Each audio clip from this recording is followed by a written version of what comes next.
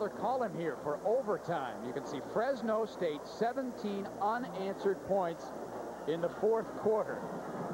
Look at that point after. Both teams have missed point after, but Joshua Smith's point after on that last Oregon touchdown certainly let Fresno State play for the field goal at the end. Well, a year ago in the season opener, Oregon at Fresno State, after Fresno State had kicked a field goal to take the lead in overtime on its first play from scrimmage, the Ducks score. Tony Graziani to Josh Wilcox, and Oregon wins its first ever overtime game 30-27. Now the key here is that the toss of the coin won by Oregon, and the Ducks will go on defense. Fresno will go from left to right with the wind at their backs, and then the Ducks will get an opportunity also at the same end of the field. Two factors I notice right now: that the sun is at an angle. Any pass receiver in the left end zone, that left side of the field, the sun's going to be in his eyes. And you know, if whoever runs best in overtime is going to win this game. That's my prediction right now. And it's been Fresno State with a better rushing attack in the 4th quarter. McCullough, 141 yards for Oregon. Pittman, 131 for Fresno State. So that's been a wash, and both teams are 1-1 in overtime history.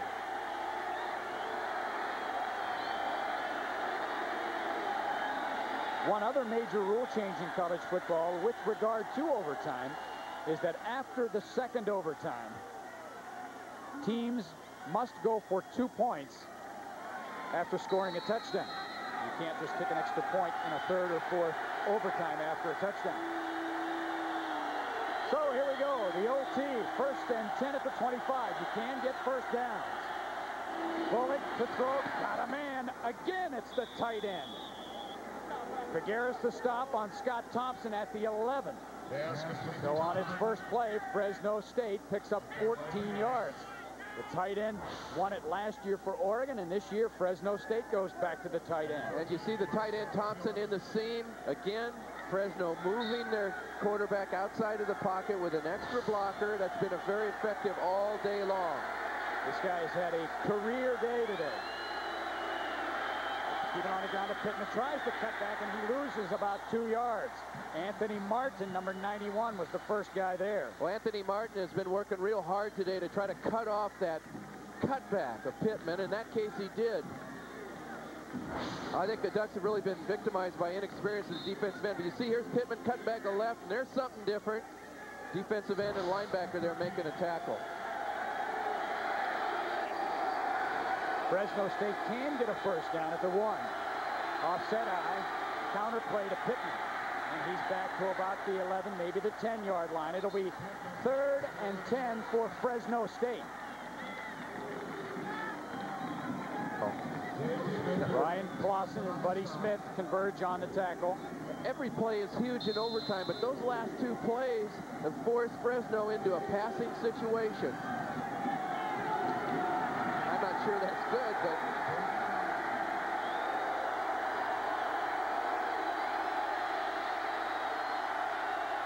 Oregon looks like they want to show safety blitz. They do. Pass is batted down at the line of scrimmage by Peter Sermon. 4th and 10 for Fresno, so they have to kick the field goal. You have to have points with your first possession. That's right, and it's not a gimme. It's not a gimme for Fresno, as we mentioned.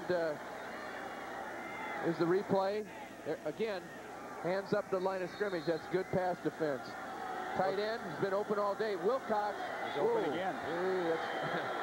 He's probably saying thanks for knocking that ball down. So a 28-yard field goal to give Fresno State the lead. Virtually the exact same spot where he kicked one moments ago to send this one into overtime. This one's up, and this one is good. So Fresno State leads 40-37, and now the onus is on Oregon. Oregon, a field goal would tie, a touchdown would win, a turnover, and Fresno State wins. That's right, and you know, for those of you not accustomed to overtimes, just saying, well, is what we saw just good? Yes, that's good. Force them into a field goal, particularly after the first down on the first play. Now, one of the things you don't want to do in overtime is get sacked on your first play, because that then all of a sudden makes even the field goal a tough play here. So the Ducks want to get positive yardage on first down. Jason Maas is in at quarterback. So it's 1st and 10 at the 25. Play action pass. Maas hit as he throws, and Hartley bumped out of bounds, incomplete on 1st down. It'll be 2nd down and 10. Well, as they did a year ago, the Ducks go for the whole ball of wax on 1st down.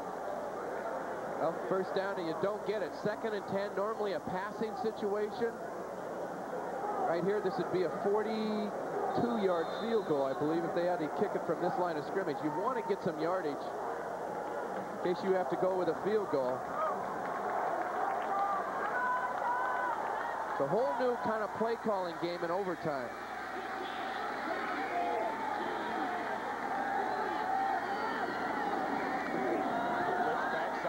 Maas looking for Jelks, and Jelks has the ball, and he has about 7 yards to the 18-yard line. It'll be 3rd and 3. Interesting, Saladin McCullough is not on the field right now. And this is a very good catch by Jelks. Maas doesn't look nervous in there, does he? I sure am. How do you think Joshua Smith feels on the sidelines? Yeah, he's saying, guys, let's score it. Get the 1st down. Oregon needs to get to the 15-yard line for a 1st down. Big 3rd and 3. They're going to keep it on the ground to Saladin McCullough. He fights his way for an Oregon 1st down to the 14. Great second effort by Saladin McCullough. That's right. Saladin knows there's a time to dance and then a time to get it upfield, north and south. That last extra effort, as you mentioned, Todd, got him the 1st down. Pretty good blocking by the right side of the offensive line. You watch. Machado made a pretty good hit. He hit McCullough right at about the line of scrimmage, but the good strength and power of McCullough got him the 1st down. So a fresh set of downs for Oregon.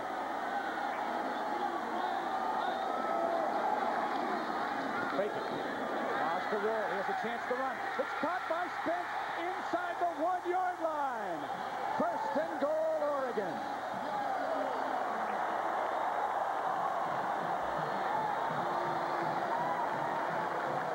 Spence may be cramping up a little bit. He's had a great day, and this is the connection. Pretty good fake. Saladin McCullough.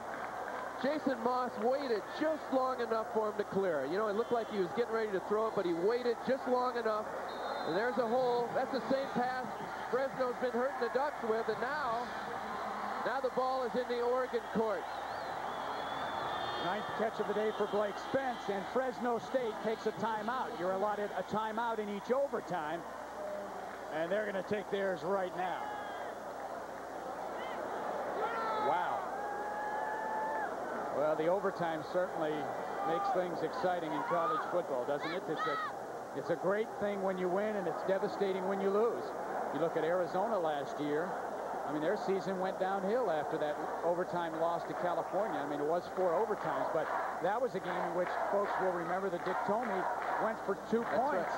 In the 4th overtime, they don't make it. They lose the ball game, and his team never recovered. That's right. It was a gunfight. Dick Tomey blinked first. You know, everyone said, hey, Arizona's got the defense to eventually win the game. Bottom line was Dick Tomey was getting tired of overtime. And I think they ought to call this new overtime rule the Tomey rule. Well, I don't think the TV guys like it either. Although it's exciting for the fans, it can be very draining for players. Well, Oregon 1st and goal inside the 1. Maas over the top. Touchdown, Jason Maas, and Oregon wins the ball game.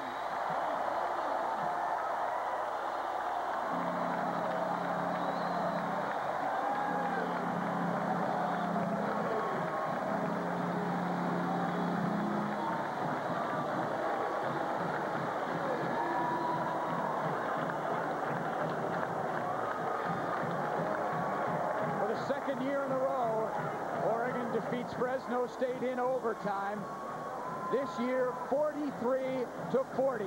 And in both cases, Oregon scored on the 2nd possession of the overtime. Going on defense first, holding the Bulldogs to, there's one of Mike's youngsters, holding Fresno State to field goal, and then getting a touchdown. You watch the center guards, that's what you call wedge blocking, folks.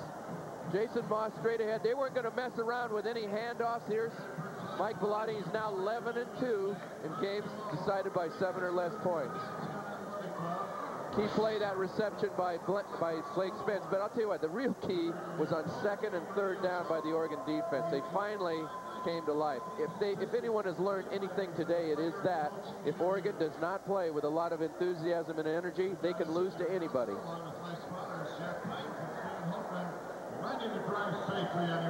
Well, Oregon improves to 3-0. Fresno State, disappointing loss. They've lost 3 in a row, 1-3, but they could very easily be 3-1. And Coach Mike Bellotti heads into the locker room, an exciting win, and in essence, a come-from-behind win.